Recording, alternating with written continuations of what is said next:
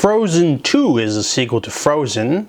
Back in 2013, I'm pretty sure Frozen took the world by storm with its amazing songs, its twist on tropes and things like that. So I was a little bit hesitant when the sequel was announced. That trailer with Elsa freezing the ocean or whatever looked kind of okay, but what really brought me to watch this movie was that it's the same creative team of the first film. Chris Buck and Jennifer Lee.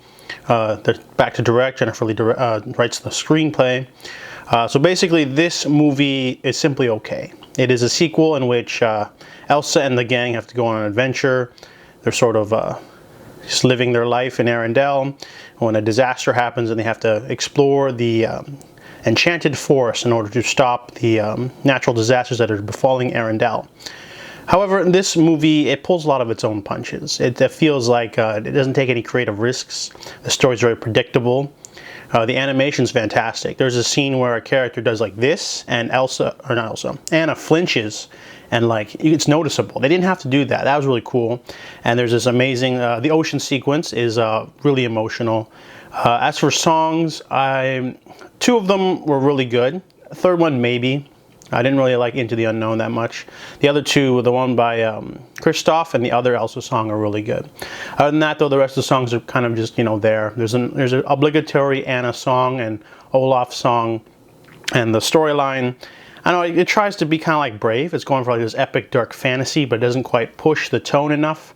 A little bit, it plays a little bit too safe, so it ends up being a very predictable plot. It goes through all the motions.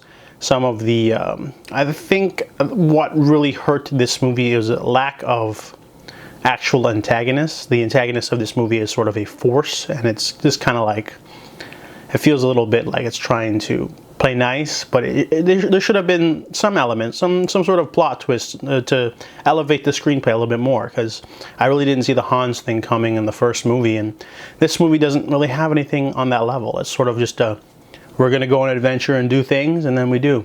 The end. So Frozen 2 has gorgeous animation. The voice work and the songs are fine. Fans of the original will enjoy the new one, but for me, I just felt it was a little bit, played it too safe, pulled its punches. It's a movie worth seeing, but you know, I'm not going to pick it up on Blu-ray.